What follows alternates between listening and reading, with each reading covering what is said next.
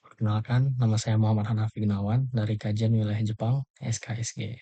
Kali ini saya akan mempresentasikan sebuah artikel yang berjudul Perbandingan Jaminan Sosial bagi Pekerja Migran Indonesia pada Aturan Indonesia dan Jepang. Jadi, pekerja migran Indonesia merupakan warga negara Indonesia yang bekerja di luar negeri dengan tujuan mencari penghidupan yang lebih baik atau memperoleh penghasilan yang lebih tinggi. Pekerja migran ini bekerja dalam berbagai sektor seperti konstruksi, manufaktur, pelayanan kesehatan, dan sektor lainnya. Selama berstatus sebagai pekerja migran, tentunya para PMI membutuhkan perlindungan penuh dari negara. Undang-Undang Nomor 18 Tahun 2017 tentang Perlindungan Pekerja Migran Indonesia merupakan undang-undang yang mengatur mengenai perlindungan bagi pekerja migran Indonesia yang bekerja di luar negeri. Ini bertujuan untuk memastikan bahwa hak-hak pekerja migran Indonesia terlindungi dengan baik, baik selama mereka di luar negeri maupun setelah mereka kembali ke Indonesia. Adapun perlindungan ini terhadap pekerja migran Indonesia bertujuan untuk yang pertama menjamin pemenuhan dan penegakan hak asasi manusia sebagai warga negara dan pekerja migran Indonesia. Yang kedua yaitu menjamin perlindungan hukum, ekonomi, sosial, pekerja migran dan keluarganya. Lalu kebijakan jaminan sosial bagi PMI antara lain yaitu jaminan kecelakaan kerja atau JKK dan jaminan kematian JKM yang sifatnya wajib dan jaminan hari tua atau JHT yang sifatnya berupa sukarela. Adapun dasar hukum yang mengatur jaminan sosial bagi PMI yaitu Peraturan Menteri Ketenagakerjaan Nomor 18 Tahun 2018. Nah, Jepang merupakan salah satu negara tujuan utama bagi banyak pekerja migran di Indonesia. Jepang memiliki undang-undang dan peraturan yang bertujuan untuk memberikan perlindungan bagi pekerja migran. Labor Standard Act atau Rodo Kijun-ho menjadi dasar perlindungan bagi para pekerja migran dan bertujuan untuk menciptakan kondisi kerja yang memenuhi kebutuhan pekerja dan hidup layak sebagai manusia. Labor Standard Act memainkan peran penting dalam membentuk praktik ketenagakerjaan di Jepang dengan membantu memastikan keseimbangan yang adil antara hak-hak pekerja dan kebutuhan perusahaan. Jaminan sosial pekerja migran di Jepang juga tercakup dalam sistem lainnya seperti Social Insurance System atau sistem asuransi sosial dan Health Insurance System, sistem asuransi kesehatan, yang merupakan sistem wajib bagi sebagian besar pekerja di Jepang. Dan sistem asuransi kesehatan atau Kenko Hoken adalah komponen utama dari sistem jaminan sosial Jepang. Ini memastikan bahwa semua penduduk memiliki akses ke layanan kesehatan. Sistem ini dirancang untuk memberikan cakupan untuk berbagai perawatan medis, termasuk kunjungan dokter, rawat inap di rumah sakit, operasi, dan bahkan beberapa perawatan pencegahan. Nah, artikel ini akan mengeksplorasi kerangka perbandingan perlindungan ketenagakerjaan dalam aspek jaminan sosial bagi pekerja migran Indonesia dengan menganalisis ketentuan hukum yang ada di Indonesia dan di Jepang.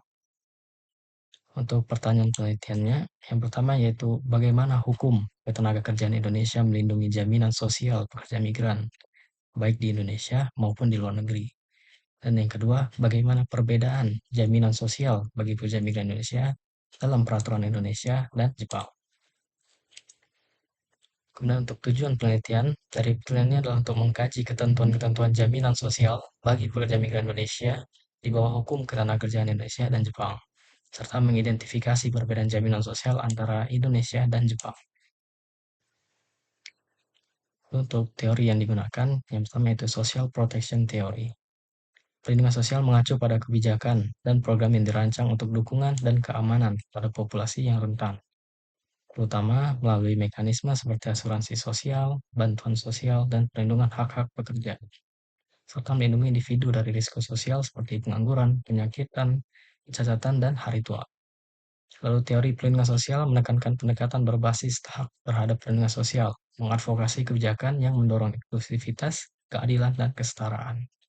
Teori ini akan memberikan kerangka kerja untuk memahami bagaimana Indonesia dan Jepang melakukan pendekatan terhadap perlindungan sosial, terutama dalam konteks pekerja migran, serta mengevaluasi apakah sistem perlindungan tersebut memberikan cakupan yang memadai dalam jaminan sosial, seperti asuransi kesehatan, tunjangan pengangguran, dan pensiunan.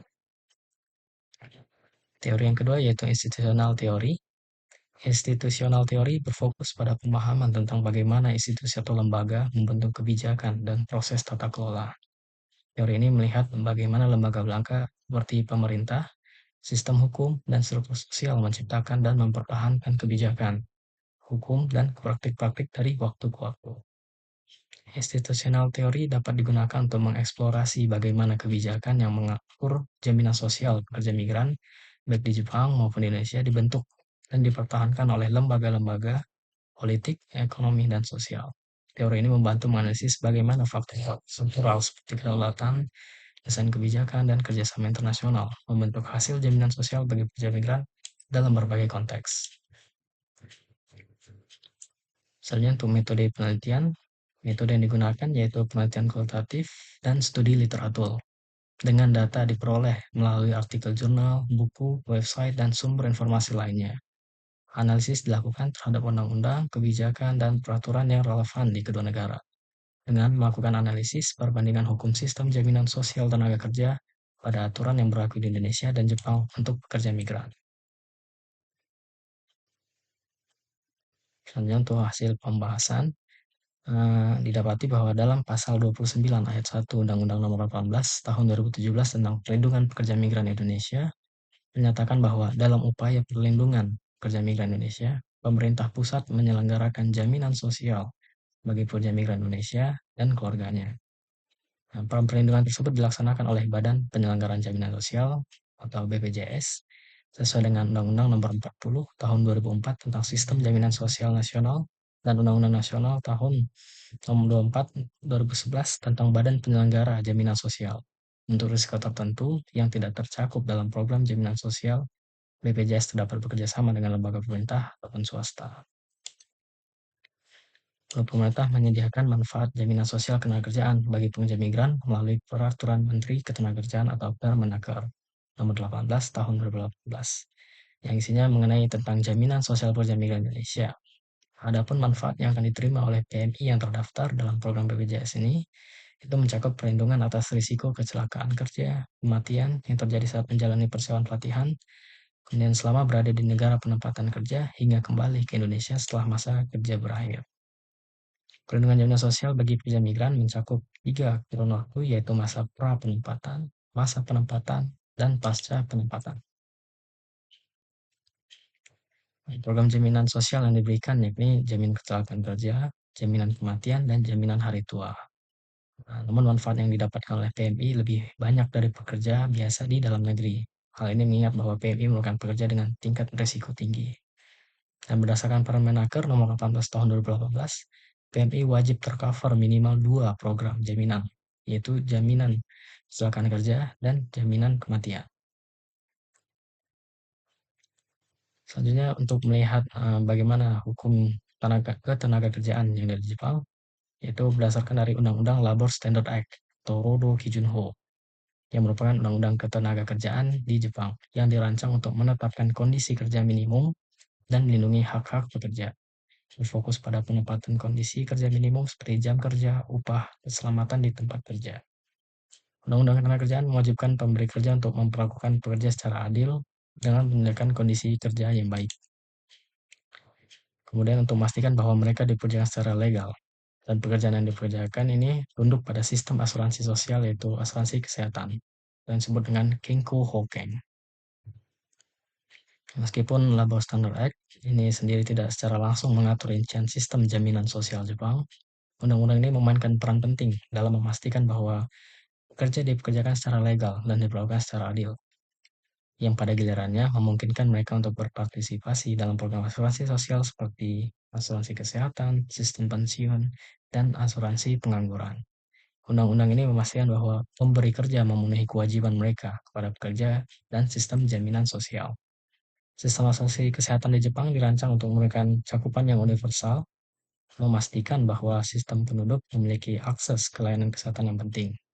Nah, sistem ini beroperasi melalui 2 sistem utama, yaitu asuransi kesehatan karyawan untuk pekerja dan tanggungan mereka, dan yang kedua yaitu asuransi kesehatan nasional untuk mereka yang tidak tercakup dalam program pemberi kerja. Contohnya seperti wira swasta, pensiunan, dan pelajar. Nah, sistem ini didanai oleh kontribusi premi dari karyawan dan pemberi kerja.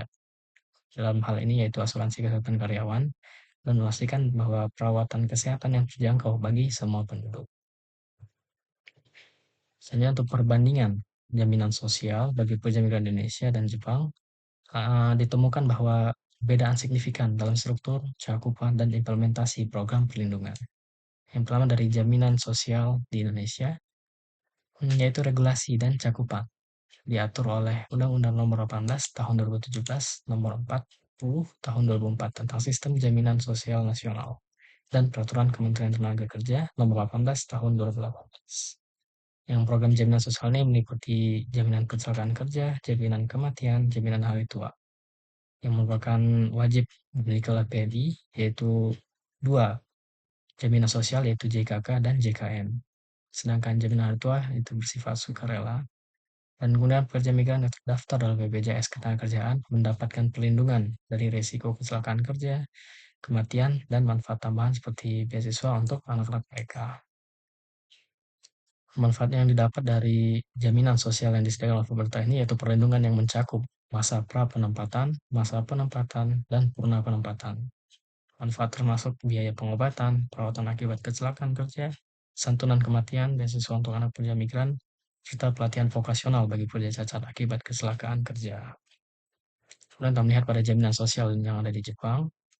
Untuk regulasi dan cakupannya itu di Jepang mengadopsi standar internasional seperti ISSA dan Konvensi ILO nomor 157 untuk memberikan perlindungan kepada pekerja migran.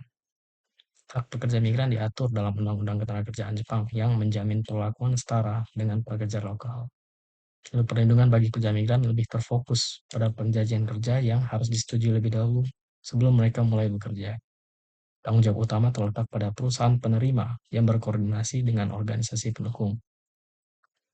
Manfaat yang didapat dari jaminan sosial di Jepang ini yaitu perlindungan yang mencakup perawatan medis, tunjangan kehamilan, tunjangan keluarga, cacat, kecelakaan kerja, hingga pengangguran sesuai konvensi internasional. Perusahaan wajib memberikan kompensasi cuti sebesar 60% dari gaji rata-rata jika pekerja mengambil cuti, sakit, atau melahirkan. Kemudian tantangan dalam penerapannya pada peraturan Indonesia, implementasi sering terganggu oleh tumpang tindih regulasi, mekanisme klaim manual, dan kesulitan memperpanjang keperluan BPJS di negara penempatan kerja. Sedangkan pada peraturan Jepang, perlindungan hukum terhadap pekerja migran Indonesia di Jepang masih kurang optimal, karena fokusnya itu lebih pada skema pengiriman government to government atau G2G daripada individu dengan visa specified skill worker. Ini mengakibatkan kurangnya perlindungan bagi pekerja yang beroperasi secara mandiri.